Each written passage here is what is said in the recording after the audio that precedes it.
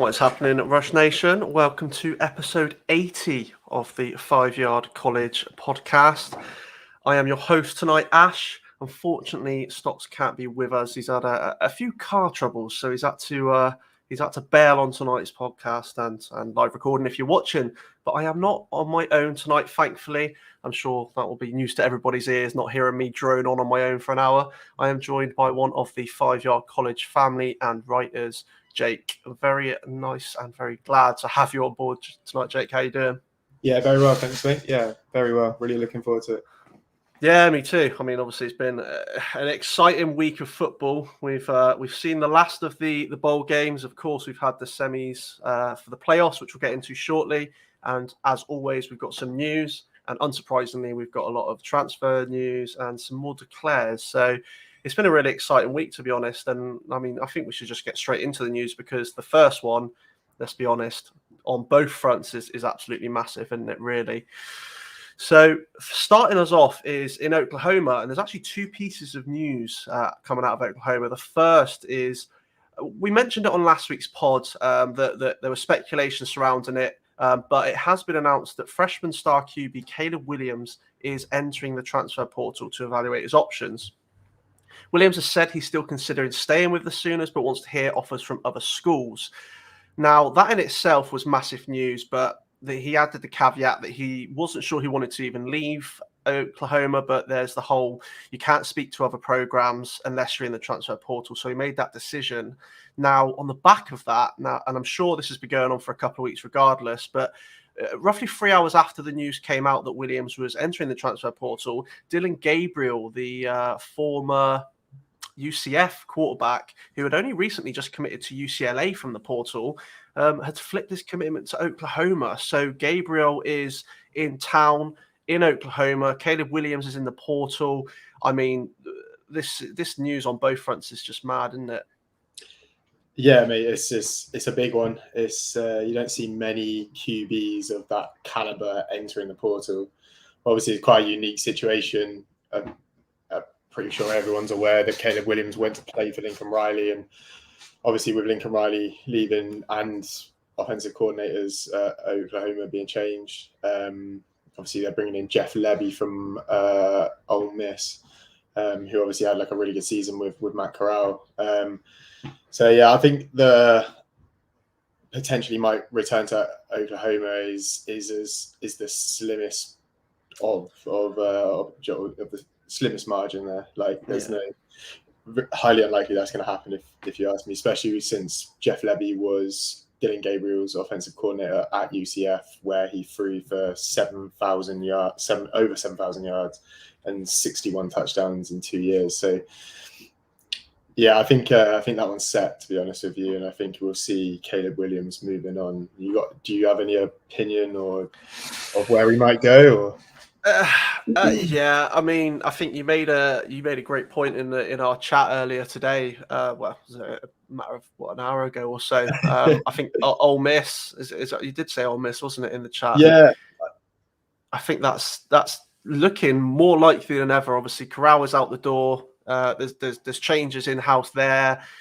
As you said, now it's very slim that Williams is returning to Oklahoma. I think if the Gabriel news hadn't come out, Williams may well have stayed. He had a great year. He was the cemented quarterback for next year, at least to start. But with Gabriel entering the frame, yeah, it's unlikely Williams is staying. And I think the Ole Miss is a very good shout. Yeah, I don't think it's out of the question. Obviously, there's every big school in the country are going to be after him. I was listening to a podcast the other day, and they were sort of talking about like they were going through huge schools in the country, like even schools with set QB rooms. Like, do you still take Caleb Williams? Do you still reach out to him? So it's highly likely he goes to one of USC. There's a link to Georgia. He was recruited heavily by LSU when he was in high school, but from everything that you can read online and everything that I've seen, his main priority is preparing himself for the NFL. So, like you said, Ole Miss isn't out of the question. Lane has worked with QBs that have gone to the NFL, and obviously Matt Corral is projected to be a high first round pick. Yeah, exactly. I think it's it's writings on the wall there for now for Oklahoma. They've got their new quarterback. Williams is looking elsewhere. It seems like every week at the moment we're talking about Texas A&M and five-star recruits, and we mentioned it briefly last week that they had 5 of the top 8. One of them is now officially cemented in and confirmed. Linebacker and number 5 overall recruit Harold Perkins has now officially committed to the Aggies on last Sunday, and unsurprising, he was already committed to them, but he is now officially signed. And this, I mean, just on defense alone, the players that Texas A&M are picking up over the next 2 years is frightening. They've got a real, I mean, yeah, I can't explain how excited I am to watch that defense in a couple of years' time. Yeah, absolutely. I mean, Harold Perkins coming in takes Texas A&M's recruiting class this year to the greatest of all time, like according to the 247 composite rankings, which is annoying because Alabama was first for a year after their 2021 recruiting class. But yeah, that's, I mean, another incredible get by Jimbo. He's 6'5", 210. He's got a lean, athletic build. He's insanely quick, so he's going to be like decent in coverage and rushing the passer. He needs to put some mass on in college, but that will happen quite naturally in like a college strength and training program. He plays on and off the ball, and yeah, like long-term pro upside, potential Pro Bowler in his future. Unbelievable get for the program. Yeah, definitely. A&M recruiting has just been phenomenal over the last year, and it seems like it's only going to be getting better as we get deeper into the 2023 recruits now. So they're a real force to be reckoned with over the next couple of years if these recruits pan out. We know that it doesn't always happen, but to just have so many alone is absolutely phenomenal. We've got a couple of bits of transfer news now. The first is in regards to a running back, and that is Zach Evans, the former TCU 5-star running back, has announced his transfer to Ole Miss. Now, we've just been speaking about Ole Miss potentially getting Caleb Williams. If they get Caleb Williams as well as getting Zach Evans, who, bear in mind, missed 5 games in 2021, but he's finished TCU after 2 years with over 1,000 rushing yards and 9 touchdowns. This guy, on his day, is phenomenal. If they get Caleb Williams behind this man, in front of this man as the QB, I mean, again, you just got to watch out for TCU in their conference. Yeah, absolutely. He has all the talent to be the top running back in this class, and that's even with the other guys that like projected top picks like Bijan Robinson and a few of the other guys. I don't know if you remember, but he had a really strange recruitment and ended up at TCU really sort of circuitously, and has dealt with a bunch of injuries and rumors of a few off-field issues as well. So it's an interesting track. He has all the talent and all the ability. It's like whether he can put it together or not. And obviously, we've just seen Lane Kiffin produce two great offenses in the 2 years that he's been at Ole Miss, and Jerry O'Neilly's draft stock is as high as it's ever been, and higher than I thought it would ever be anyway. So it's definitely not a bad move for Zach Moss and his future prospects. Let's just see if he can put it all together. Yeah, definitely. I think, I remember from the Evans recruitment that he was with Georgia. Then he got essentially cut, released from his commitment from them, and as you say, ended up at TCU. But yeah, if he's on his day, he's phenomenal, and as you said, one of the top running backs in this 2020. Is he 24 or 23? Whichever one it is, he's one of the top running backs in that class on his day. Injuries have been a big thing for him in his 2 years at TCU, but if he can stay fit, he can stay on the field at Ole Miss, sky could be the limit for this lad. Yeah, I think that's right. He's in the same class as Bijan Robinson. I believe so, yeah. Jameer Gibbs, and I mean, incredible class on its own, but Zach Evans can be right up there if he wanted to be, definitely. And one more piece of news in regards to a transfer, and this is another quarterback moving. Former Missouri quarterback Connor Bazelake is transferring to Indiana. He still has 3 years of eligibility left, and he left Missouri with over 5,000 yards in his 3 years there. Indiana have moved quickly to replace Michael Penix Jr., who has recently, mid-December, I believe, transferred over to Washington. And as a lot of people will know, Michael Penix had an injury hit career with the Hoosiers, and now they've reacted quick and picked up again another quarterback who's got some decent potential. He's shown what he can do at Missouri, and now he just needs to put it all together and hope that in Indiana have got hope that they've got themselves a quarterback that can stay on the field. Yeah, you're right. I don't know too much about Connor Bazelak, but it's quite interesting looking at it from the perspective of the transfer portal, right? It's like these sorts of transfers, Penix to Washington, Bazelak to Indiana. You didn't see this a couple of years ago because there was no free movement. And now you're getting these sorts of transfers that spice everything up every single season now. I think that's really good for the sport regardless. Yeah, I agree. The changes they made to the eligibility of players having to sit out a year, obviously that's a lot of that is related to COVID, but it seems that that's staying, and you're right, it gives these players the freedom to move, and most of the time it is a positive for everyone involved. And you're right, this year in particular, the amount of quarterbacks we've seen enter in the portal is crazy, and the next year's teams, a lot of them are going to have a different quarterback under center. Now, looking ahead to the future, the near future, we're mere months away from it now, but the 2022 draft, we've had some more declarations. To be honest, all three of these are expected considering the caliber of players they are, but we will mention them anyway. The first being Cincinnati cornerback Ahmed Gardner is skipping his senior year and entering the 2022 draft. Gardner is highly expected to go in the first round, and if this does happen, he'll be the first Bearcat drafted in the opening round since 1971. This guy, in his career with Cincinnati, has been phenomenal, but this year in particular, he's been lights out. I think I read a stat the other day that in his career, he's not given up a touchdown. It's true. That is phenomenal from any player, but from a player outside of the Power Five. And Cincinnati's season has been incredible, and Gardner's been a big part of that on the defensive side. Yeah, he's been absolutely dominant. And last week, obviously, you saw Alabama and Jameson Williams, the Bryce Young Jameson Williams connection, get fairly limited when Gardner and his safety sort of double teamed him over the top.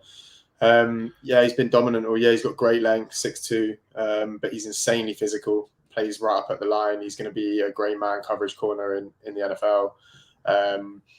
He can play zone. He's intelligent. He reads the game well. But like I said, he suits that man-to-man defense, that press cover defense. So yeah, his future's really bright, man. And I can't wait to see the source in the NFL. Yeah, definitely. I mean, I'd be shocked if he gets out this first half of the first round, let alone falls out the first round. So you can almost lock it in that the Bearcats are going to be getting their first rounder since 1971. Onto a quarterback who was declared, probably unsurprising. I know he's not had the best year, but I think everyone was expecting this to happen. But UNC quarterback Sam Howell is entering the 2022 draft. He is still touted as a first-round quarterback. His stock has taken a bit of a hit this year. UNC and Howell have not had the best of years. But again, on his day, Howell is a top-quality quarterback. If he can find the right landing spot, and with his stock taking a little bit of a hit, that is more than likely than it was 6 or 7 months ago, he could have a bright future in the NFL, but he has got some flaws that do need to be ironed out. Yeah, it's a weird one, really. You kind of feel like UNC have wasted Sam Howell a little bit. Not so much last year when they had the Javonte Williams and Michael Carter and De'Ami Brown, but more so this year, obviously taking a really tough loss to South Carolina in the bowl game as well, which is pretty embarrassing, obviously. But yeah, he obviously has a bright future ahead of him. Great mechanics, good footwork. He can run. I don't like this dual threat label that he's been given because, in the ACC, the defense he's up against, like he can run a little bit, but in the NFL, he's not going to have that sort of space, and he isn't going to have that. He hasn't got the speed to beat NFL linebackers. So, but he's a great thrower. We've seen it on plenty of occasions in games that he's played against some of the top teams. So yeah, really looking forward to seeing where he sort of falls. Obviously, I think the combine and his pro day will be like big factors in what interest he gets from teams leading up to the draft. Yeah, definitely. I think you hit the nail on the head there. He was one of the top passers in the ACC. He's one of the top passers when it comes to a quarterback pure passing, and he does have his legs if he needs to. But I would agree, you take advantage of the defenses that you play in college, but I think he has enough to be able to utilize it when needed. But he's someone you can rely on with his arm most of the time. So that's the main thing. And then again, this one is probably the least surprising of the bunch, considering who it is and where he's expected to go. But Michigan edge Aiden Hutchinson has announced he is skipping his senior year and entering the draft. Hutchinson is expected to be one of the top names, one of the first names coming off the boards in April. And this is unsurprising news. Incredible talent and in conversation as the number one overall pick already. Yeah, absolutely. He's been dominant all season in the Michigan defense. Him and Ajabo, obviously, have both been dominant all season. But yeah, 6'6", 265, has all the physical attributes to be successful at the next level. Obviously, there's like a little bit of concern after going up against Georgia last week and basically being completely shut out of the game. Obviously, we'll probably talk about that in a minute in a little bit more detail. But he looked a little bit more ordinary last week. So he's obviously a raw prospect that has a lot of development to do. This first round pick, first overall pick talk to the Jags or second to the Lions. I personally, based on what I've seen, I think it's a little bit of a reach. I think it's probably going to be a bit of a controversial opinion based on the amazing season that he's had. But I mean, and obviously being second in the Heisman voting as well. But I think when you obviously as a Bama homer, when you put him up against someone like Will Anderson, and the season he had, he should have been second in the Heisman vote, or maybe should have even won it himself. So I think, yeah, it'd be interesting, very interesting to see how NFL teams value him up against the other top prospects in the draft, like Evan Neal and some of the other guys, like Kayvon Thibodeau as well. He's another one, isn't he? So, yeah, definitely. I think I'd agree with you. He is on the lighter side when it comes to a typical edge, but he has got room in his frame to put that weight on. And I think for him to be hyper successful and to live up to the draft stock that he's currently being touted at, he needs to do that. But one thing that he has is he has that get off speed. He has those hands that that makes him disruptive regardless of his size in and around the backfield. I do expect big things from him, but I do also agree with you. I think this season has hyped him up massively, and there is that potential overpaying for him if someone isn't careful. But I am confident in the potential there. I think he's shown what he can do on his day, and he's still got a lot more in the locker that he can show as well. Yeah, absolutely. And then we will quickly go over the last of the bowl games that have happened over the last week now. Obviously, we've covered up until pretty much New Year's Eve. We had the build up to the playoffs. We had the New Year's 6 games, and we had some more bowl games. So we'll quickly go through the remaining bowl games and the New Year's 6 before we get into our deep dive review of the 2 playoff games, because obviously that's what everyone's interested in. And those were the 2 games that everybody was paying attention to. So starting off on the 30th of December, the Dukes Mayo Bowl, Jake mentioned it earlier, but South Carolina dominated UNC 38-21. And obviously we did cover that right at the end of last week's pod because that game finished as we almost finished recording. But as you say, UNC's season finished on a whimper. It never really got going for them, and South Carolina dominated that game sort of throughout. And then also on December 30th, we had the Las Vegas Bowl. Wisconsin beat Arizona State 2013. And then a really exciting game. And I would recommend people going and watch the highlights if they get a chance to. But the Music City Bowl, Purdue against Tennessee. Purdue won 48-45. It was a high-powered, back and forth offensive game. And as I say, I'd highly recommend people go and check that out if they've got time to on the highlights. It was a real good watch. Yeah, that's definitely on my list for when the girlfriend's out for the afternoon with her friends and I've got a few hours to myself. I'm going to watch the long version of the highlights of that one. It looked insanely cool. Yeah, there was a couple of them that, of course, as you'd expect, got overshadowed by the games that came after them. But yeah, definitely the build up to the playoffs. There was a couple of decent games that I'd highly recommend people going to watch. December 31st, New Year's Eve, we had another 2 games on. The first was the Gator Bowl, Wake Forest versus Rutgers. As people know, Rutgers replaced Texas A&M, who had to pull out of this game due to player availability. Wake Forest easily handled Rutgers 38-10. And then in the Sun Bowl, a much-changed game, Central Michigan beat Washington State 24-21. Central Michigan replaced Miami in this game, who also had to drop out due to COVID, and of course, because the Arizona Bowl against Boise State, which Central Michigan were originally in, also had to be cancelled. So at least Central Michigan still got a game, and they got a bowl win on the back of it. 2 games on January 1st, the first being the Citrus Bowl. Kentucky overcame Iowa 2017, and Arkansas finished off an incredible season for them, 24-10 victory over Penn State, who on the flip side finished their season with a whimper. But Arkansas have been impressive pretty much the whole year, and this was a justified ending for them, I think. Yeah, absolutely. I caught a couple of highlights of that game, and it just looked like Arkansas were dominant on the line, ran over them. Yeah, they did. Yeah, they ran all over, and Penn State really had no answers on the defensive side of things, and Arkansas on the flip side, on the defensive side, as we've seen a lot of time this year, just shut Penn State out for pretty much the whole game.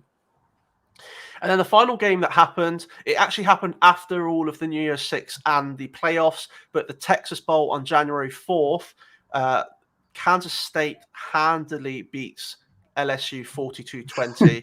I haven't had a chance to watch or see the highlights of this game, but just reading what happened, Kansas State made LSU just look silly through pretty much the whole game. Yeah, I think we should probably caveat that with Kansas State beat the LSU practice squad 42-20. True. Yeah, because that's true. There's so many injuries. Yeah. And they were playing like a bunch of walk-on guys that they'd signed up like in the months before. It was pretty bad. I was very surprised this game went ahead, and it was one of the games that were being rumoured was going to be cancelled because of just how much LSU was struggling. Obviously, they have more people leaving for the draft and have declared early. They had, as you say, injuries, transfers, and a lot of walk-ons. So yes, you're right. There is a caveat on that, but can't take anything away from Kansas State. They got the Texas Bowl, they won it, and they finished their season off on a high, which was obviously great for them. And LSU's season ended as it's pretty much been all year. Their fans are going to want to forget about it and move on. And big changes coming in the off season. So, well, they've obviously already taken place with Brian Kelly. So it remains to be seen how that's going to go. I'm excited to see how his reign in LSU transpires. Yeah. Especially his southern accent. I know, that was crazy. He developed out of nowhere. I love seeing when, regardless of Indiana. regardless of what sport it is, when a new manager goes to a different region or a different country, whatever it may be, they just seem to pick up that twang very quickly, and it's never a good twang either. Oh man. The last 4 games are the New Year's 6 games, so we're now starting to get to the exciting ones. The first was on December 30th. That was the Peach Bowl. Michigan State beat Pitt 31-21. As me and Stocks mentioned a couple of weeks ago, as expected and then confirmed, Michigan State were missing Kenneth Walker, their running back, and of course Pitt were missing their star quarterback Kenny Pickett. This game was decided right at the depth with a pick 6 by Michigan State defensive back Cal Halliday. There's about 30 seconds left of the game, and he scored the pick 6 to shut this one down. I think what made it worse for Pitt is not only were they missing Kenny Pickett, but they also lost their backup quarterback Nick Patty in the first quarter. When that happens, it just never really got going for them. Unfortunately, this game was done by that point. Yes, Michigan State were missing Kenneth Walker, but they had pretty much everybody else. And I think you can handle yourself a bit better with missing a running back, regardless of how good they are, than you can missing your star quarterback. And Pickett ran this offense through the year, and then losing your backup, that was a real kick in the teeth, and pretty much ended this game for Pitt, unfortunately. Yeah, that was the point I was going to make, mate. Like it's a lot easier to replace a running back than it is a star quarterback. And obviously, like you said, Michigan State with pretty much everyone else there, they could run the same plays, same offense. Whereas Pitt had to switch up a lot, obviously, and then took the hit in that first quarter as well. So yeah, a tough day for them. Yeah, definitely. And then the final 3 games were all on New Year's Day. And the first of those was the Sugar Bowl. Baylor beat Ole Miss 21-7. The main talking point from this was Matt Corral being carted off with an ankle injury in the first quarter. A lot of people were surprised he played. And when he went down, it looked like a bad injury. And a lot of people were holding their breath. Obviously, he's going to be entering the draft this year. Fortunately, it is only a sprained ankle. We still don't know exactly how long he's going to be out for, but obviously, if it's not a bad sprain, we're looking at a few weeks. So hopefully, he can get himself fit and ready for the combine and the build up to the draft. Yeah, absolutely. I think he's shown enough, I think, throughout the season on tape that if he can't go ahead with a pro day or in the combine, that it shouldn't hurt his stock too much. From everything that you can read out there, he's a high caliber guy and great character, and I very much expect him to go in the sort of top 15 to 20 picks in the first round. Yeah, definitely. I'd have to agree with you there. Yeah, we should also mention Baylor as well. Dave Aranda with a like absolutely quality season there with the Bears, and I would expect them to sort of open up their checkbook and pay him some money soon and try and lock him down to a long-term contract because they're definitely not short of it in Waco. So we should see that. Yeah, I think everything he's done this year, they've had a phenomenal season, and they're building. They've still got a lot of key pieces there that are returning, and they're going to make a real play for the Big 12 again next year. Yeah, for sure. That running attack with Lenny Brown and Abrams has been really, really something to watch all year. And Jerry Bohannon as well. He's come on leaps and bounds from the first few games. Definitely. The second game on January 1st was the Fiesta Bowl, Notre Dame against Oklahoma State. And Notre Dame are just going to want to forget about this game. Not only did they give up 21 points, Oklahoma State overcame a 21-point deficit, which I believe is the largest deficit in in a bowl game. But Oklahoma State scored 30 unanswered points on Notre Dame. They just imploded, and Oklahoma State just went to town and looked like, considering how poorly they started, Spencer Saunders and co, they just switched it on and took the game to Notre Dame and rightly won it. I think there's no arguments about it. I think it's one of the best games I've seen Spencer Saunders play. Over 300 I think he finished on 370 yards and 4 touchdowns. Just phenomenal. And then another 120 odd on the ground. Yeah, and just absolutely obliterated them in that second half. And as I say, a major turnaround. Yeah, it's nice to see Spencer Sanders put like a real nice game together. He struggled to hit those like high passing yardage numbers in games throughout the season, like often he'll get like 173 and 2 and stuff like that. And he's made some really nice throws, and obviously always a threat on the ground at his size and speed. But yeah, nice to see him put like a game together. And obviously coming back to beat Notre Dame is always fun for us, people that are neutral to watch, not Notre Dame fans. So that was always nice. A bit of a tough start for Marcus Freeman's Notre Dame head coaching career, but definitely a point of coaching, that's for sure. Yeah, definitely. I think they almost got it right at the depth. They scored that touchdown. They obviously then, of course, tried to go for the onside kick with about a minute to go. It failed. If it had happened, we would have been talking about Notre Dame being able to stop the best comeback in bowl game history. But unfortunately, that didn't happen, as you say. They've got a lot to build on for next year. They've got a young, exciting coach that's taken over, and they've still got some great players returning despite their losing. And obviously, they weren't involved, but Carl Hamilton and Kyron Williams, they weren't involved in this game, but they've still got a lot of key pieces there. So, still lots to look up for Notre Dame next year. But as I say, if you're not a Notre Dame fan, You're almost a Notre Dame hater, it seems. So just comes with the territory. Gotta love to hate Notre Dame. Yeah, exactly. There's a few teams like that for me. We'll be talking about a couple of them in a bit.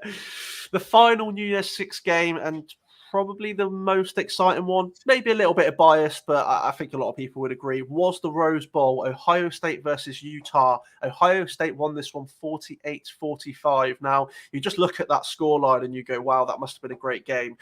It really was. I was worried at halftime as an Ohio State fan. Utah were handling us. It was taking CJ Stroud all his might just to keep us in the game.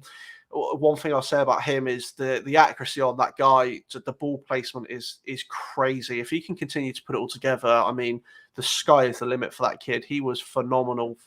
Nearly 600 yards and 5 touchdowns.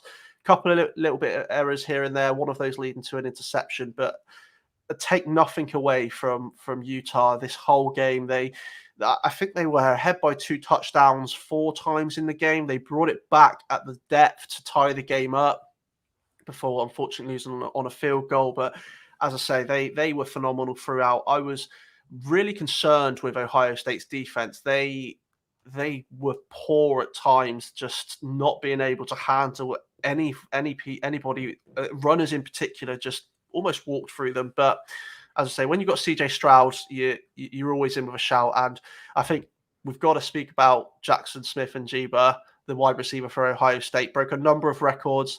He scored 347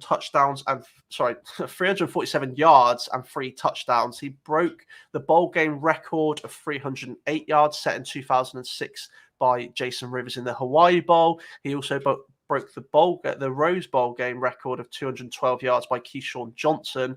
And then he also broke a couple of Ohio State. So he got the single game record for receiving yards and the single season record for receptions and yards.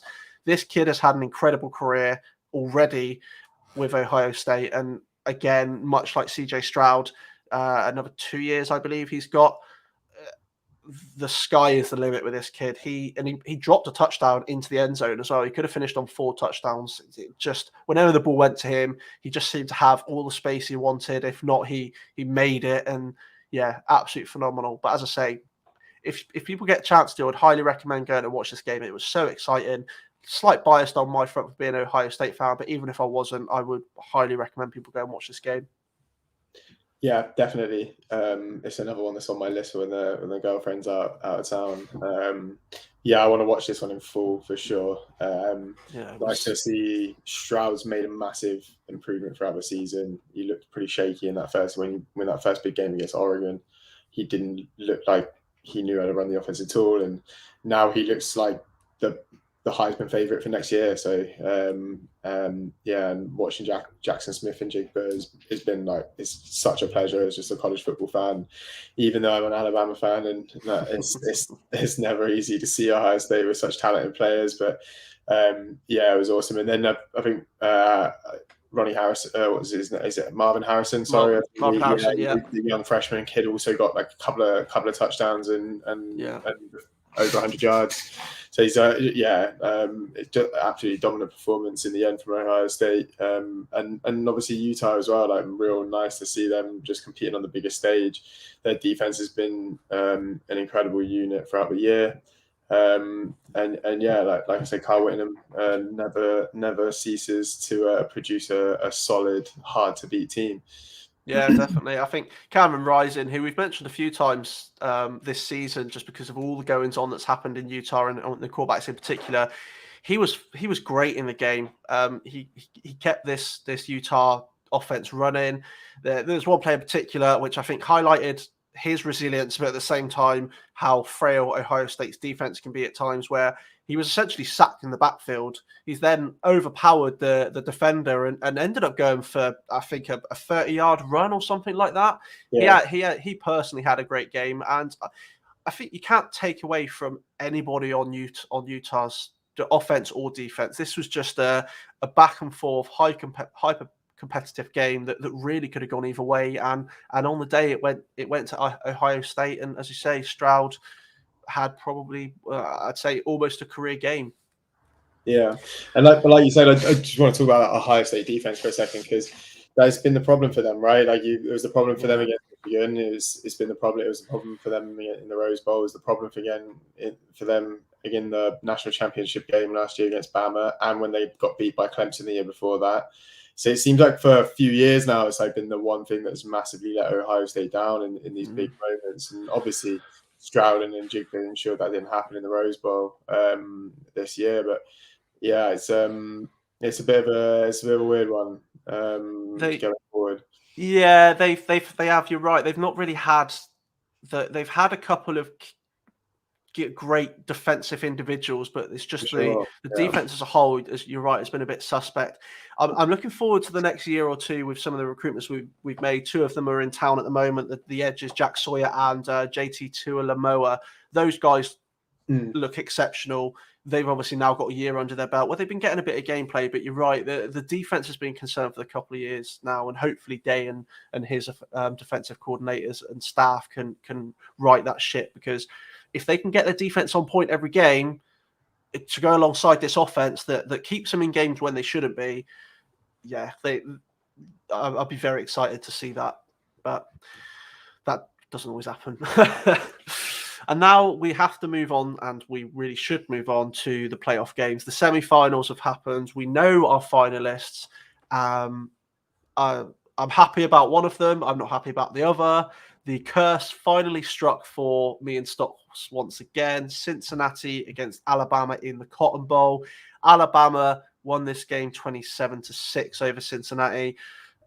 And to be honest, it was it was comfortable. Let's be completely honest. I think I was paying particular attention to the Bama defense and the Cincinnati offense because, of course, I'm a Desmond Ridder fan, and this Bama defense is incredible. And barring, I want to say 2 or 3 plays, Ridder had no time.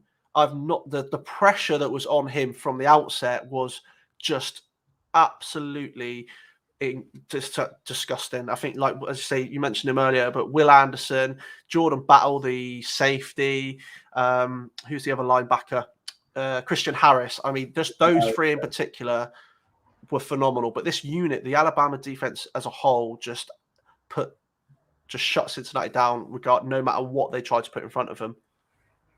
Yeah, Harris and Anderson got home all night, and it's tough really because obviously a lot of people coming straight out and saying, Cincinnati never belong, but this you could just replace this game with Alabama Notre Dame from a couple of years ago, Alabama Michigan State, Alabama Washington. Do you know what I mean? We looked exactly as comfortable and as we did against all of those teams, and Cincinnati played hard all game. They just at this level, when it gets down to the top 4 teams in the country, and one of them's been has had the top recruiting class 5 of the last 7 years, it's going to be tough, right? And I think all credit to Cincinnati and all credit to some of their individuals and their defense, like Ahmed, Gardner, as we talked about earlier. He largely shut Jameson Williams down. And there's going to be a lot of people saying, right, well, that's all Georgia needs to do next week, right? Is shut Jameson down, is double cover him. But I also think they kind of played into Saban's hands tonight. Was we could beat them by running the ball straight down their throat. We didn't have to show anything. Didn't have to get crazy with any concepts. Didn't have to do loads of different offensive looks, loads of pre-snap movement. There was a few jet sweeps and plays from Jameson and that, but largely, I think this was exactly the sort of game that Saban would have wanted, right? 27-6, absolute physical domination on both of the lines, but we didn't go wild and we didn't show a lot. No, you're right, and I think the key thing on that, and it just shows the as you say, the domination on both sides, was how handsomely they shut Cincinnati offense down, and then on the flip side of it, the amount of room that Brian Robinson Jr. was allowed, and even when he didn't have room, just the trucking and the power that he had behind his runs. I think this was a career day for him, wasn't it? 204 yards, and I think it was it's one of, if not the best running back performance in a bowl game for a Bama running back. I think it's the best Alabama. It's an Alabama bowl record. Bowl records. Yeah, that's it. And I mean. And I wouldn't say that Cincinnati made it easy for him, because he made so many of these plays, just taking people with him and creating the room. And yeah, he had an incredible game.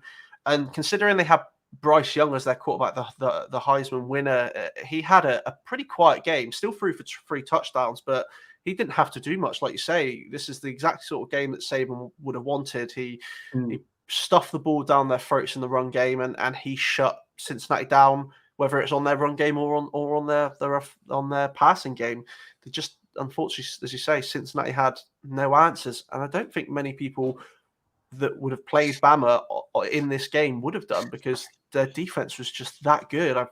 I've not seen such a solid performance from a defense much this year outside of Georgia, and Bama have shown in this game, and they showed in the championship, that their defense is right up there with Georgia. Yeah, for sure. I think on a broader level, Georgia has been a more dominant unit over the year, and especially against the run. We've allowed Florida to run through us, LSU to run through us, and Texas A&M to have a good go at it as well. So there's obviously this stuff that has massively improved since earlier on in the year with this Alabama defense. And I think obviously Saban knows how to coach against specific coaches, right? A good example of his coaching ability and Pete Golding's coaching ability is early on in this game is first drive, right? Cincinnati is defense known for giving loads of complex looks, loads of shuffles, pre-snap movement.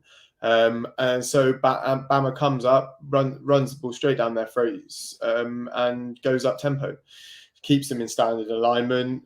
You see that on the Jamison Williams jet sweep play, right? That he comes across. Cincinnati defense players are running into each other as they're trying to get to the sidelines to tackle him. And then it's an easy throw to Slade Bolden for a touchdown. And again, you see that Saban's obviously seen it. Look, they can't beat us if they have in front of us, right? They have to sit off us. Jamison runs straight to the back corner of the end zone, and they have to double cover him, which leaves Slade Bolden in a nice cushion in there in between the linebackers and the safety. So I think it was just obviously superior coach, superior players, superior everything. It's not Cincinnati's fault. It's not putting them down. Like I said, Ridder, like you said earlier, Ridder had no time to throw the ball. We didn't really get to see how good a quarterback he can be because he had no time to throw the ball. And obviously, you look at Bryce Young, he has a lot more time to throw the ball. He step up in the pocket. His throw to Ja'Cory Brooks down the sideline was nice, obviously, which was one of his bigger throws of the day.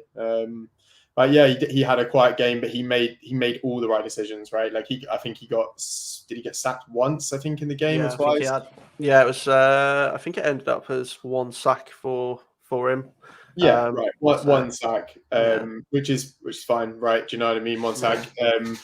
He's made all the other right decisions. He's made those first down plays, like first down throws on third down to Jamison a couple of times. He's picked them out accurately. So I think again, Saban will be coming away, patting Bryce on the back, saying like, "Well done, that was exactly what I needed from you tonight."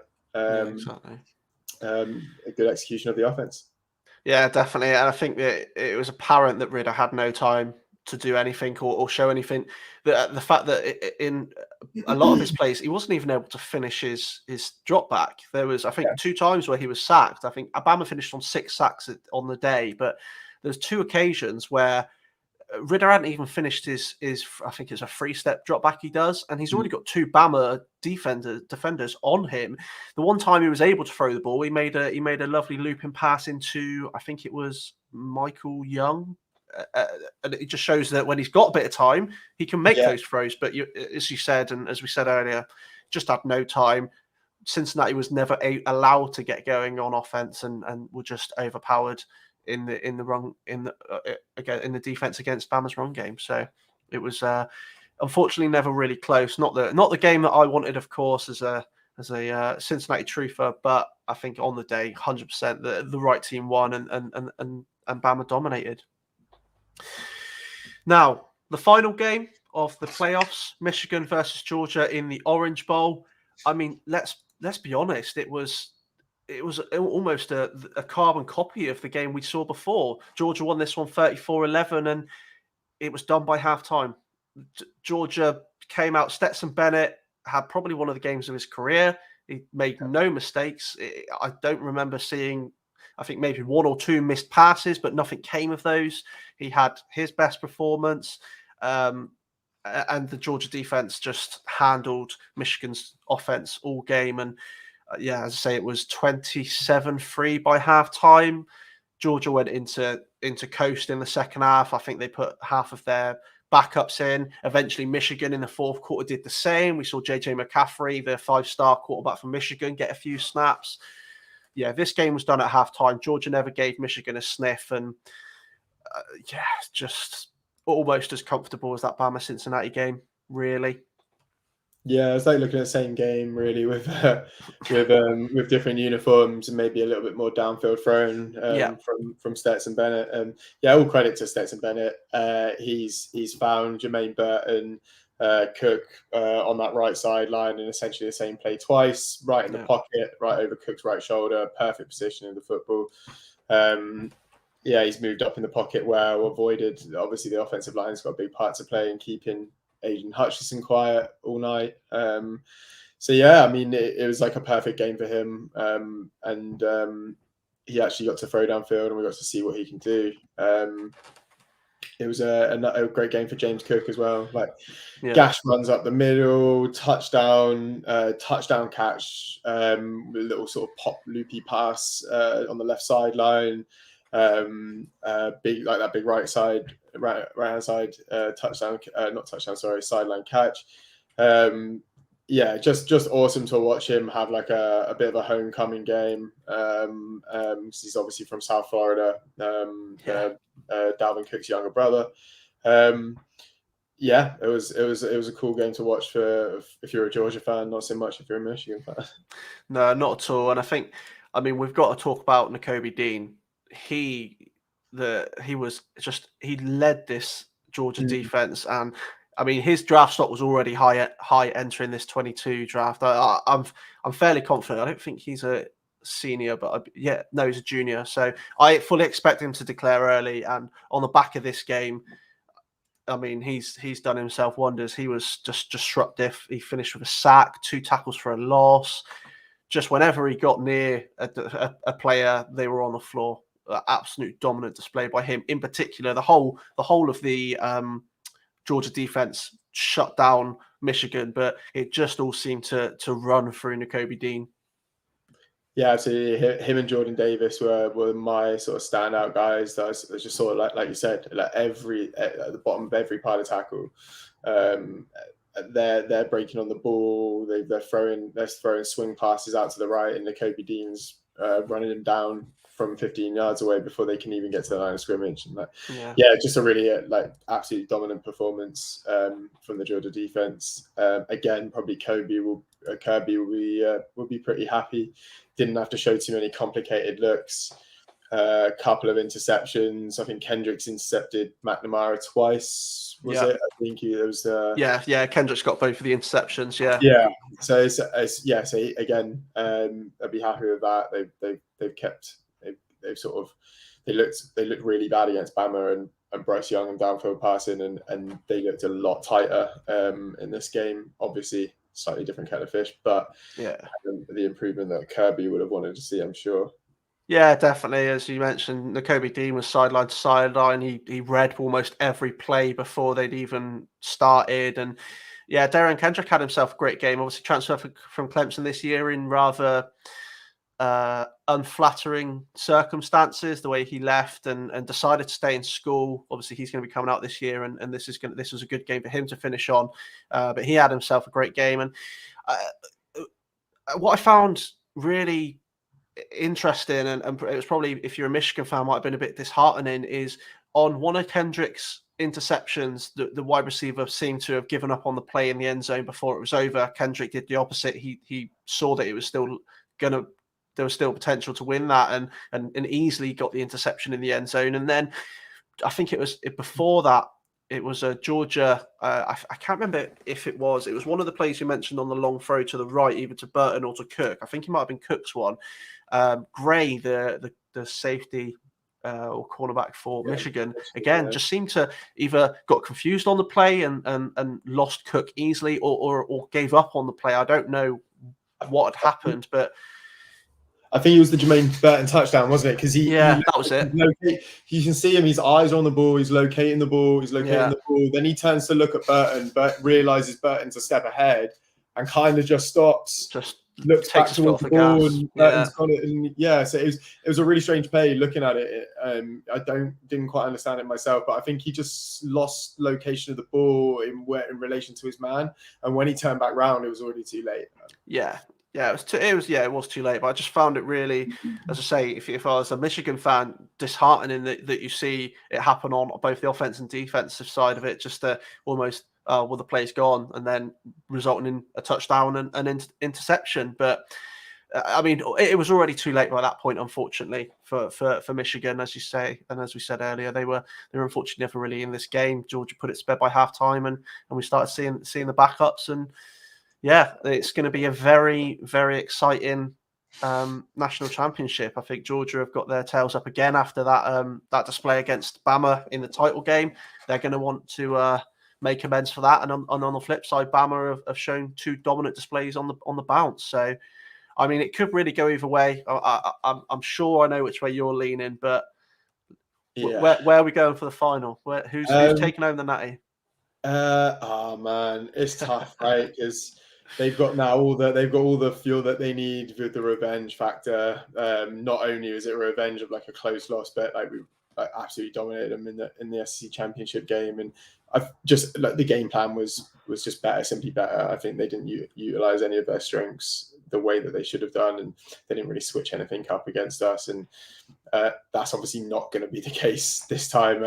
I fully expect to see a very, very close game. I think one thing as well is that Georgia defense, they've been told all year how great they were, and they've been told how they were Bryce was never going to do anything against them, and they were sort of surprised at how good he was. And now they're not going to be surprised this time. There is no catching them by surprise this time. And obviously we're without John Mechie, so the younger guys have got to step up. Hoping for a big game from tight ends like Cameron Latu and Jaleel Billingsley. And obviously Billingsley's been a little bit out of favour this year, but he's still a great athletic weapon downfield. So fully expect to see him utilised on some sort of unique play concepts. But I don't know, man. It's so tough to say. I want to say that I feel like Bama are the underdogs because it gives us that rat poison. So, but I don't know, man. It's gonna be a close game, whatever. I think this might be the one where Kirby finally does it, right? He's 0-4 against Saban. If to go 0-5, two of those being national championships, two of those being SEC, or one of those being SEC championships, like it's not a good look. So I think it's do or die for Kirby, and I think they might just take it. Yeah, I mean, first and foremost, Georgia have got to stop Young. That's the key. That they couldn't do it against him in the title game. I think, what did he finish on? 420, 425 passing yards and 4 touchdowns, and then a rushing touchdown. Just he had his day. He had a field day. No one could stop him. If Nakobe Dean turns up and Nolan Smith, the other linebacker, if they turn up like they did against Michigan, we're going to be in for a very exciting game. I think, regardless, close fought. It really could go either way. Difficult. If I was to say at this present moment, I would probably still. I would give it. I would have to say Bama. I just think they've got the Saban has got the plays there to take the game however he wants to Georgia. But if Georgia defense turn up like they did, and Stetson Bennett has the game like he did against Michigan, we're in for such an exciting game. We really are. Yeah, definitely. The one thing, again, like it's both sides of the ball are both interesting, right? Alabama's offense against Georgia's amazing defense, and on the other side of it, Georgia's not so amazing offense, Alabama's sometimes amazing defense, sometimes not amazing defense. So it could, do you know what I mean? It could go either way. That we've struggled with the run this year, but we didn't in the SEC championship game. But I think they might have figured out a few sort of better ways to use James Cook that we might have to deal with. So it's also whether our defense can stop them as well, and if Stetson Bennett can throw window perfect balls like he did in the semi-final, then we're going to have just a bigger chance stopping them as we are getting past their defense in the first place. So could easily see a low scoring game in this one. I think it's going to be a lot tighter than it was before, that's for sure. Yeah, definitely, it really is. Yeah, it's going to be a great game regardless of who wins. But that is it. We are done for this episode. Jake, thank you very much for jumping in Stock's place and helping me out tonight. I've really appreciated it. It's been a lot of fun, and well, looking forward to the final, regardless of who takes it home. Yeah, cheers, man. Yeah, thanks for having me. Yeah, I booked the day off work after on Tuesday, so I can stay up like all Monday night, either crying or celebrating. So, but yeah, hit me up. I'm at Dynasty Brit on Twitter, and yeah, it's been good fun, man. Hope to be back again soon. Yeah, pleasure as always. Hopefully Stocks is going to be back with me next week, and we are going to have a episode dedicated to that national championship and potentially a sneak preview of our top 100 for the 2022 draft. But listeners, remember, as always, Saturdays are for Russian too.